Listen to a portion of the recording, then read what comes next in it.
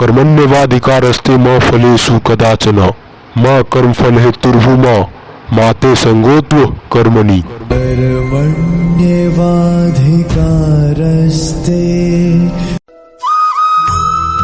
मनुष्य की सबसे बड़ी गलती उसे अपने कर्मों के प्रति भूल है।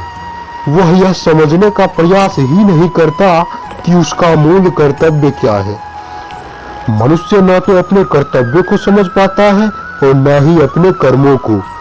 किसी भी मनुष्य को सबसे पहले अपने वास्तविक कर्म को पहचानने का प्रयत्न करना चाहिए, क्योंकि कोई भी मानव या जीव अपने कर्म के अनुसार ही अपनी योग्यता को सिद्ध कर सकता है।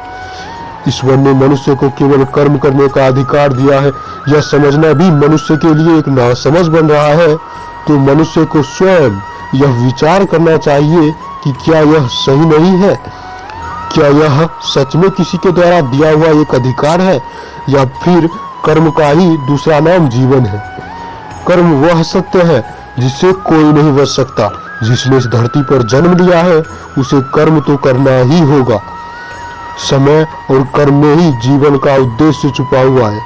समय और कर्म दोनों का एक निश्चित अनुपात है। इसलिए मनुष्य को सबसे पहले अपने समय को पहचानने का प्रयत्न करना चाहिए। समय खुद उसे उस मंजिल तक पहुंचा देगा जो उसके जीवन का उद्देश्य होगा। कर्म अर्थात कार्य। अपनी स्थिति के अनुसार कार्य का चयन करना ही मनुष्य को सही लक्ष्य तक ले जाता है।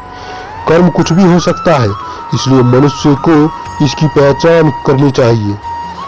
किसी भी मनुष्य का मूल कर्तव्य अपने माता पिता का सम्मान दिलाना या फिर देश या समाज की प्रगति में अपना योगदान देना है।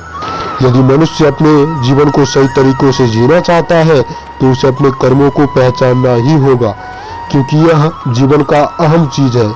इसलिए आप भी पहले अपने कर्मों को पहचानने का प्रयास कीजिए, इसके बाद अपना कर्म करके अपने कर्तव्य को पूरा कीजिए, क्योंकि कर्म ही जीवन का दूसरा नाम है।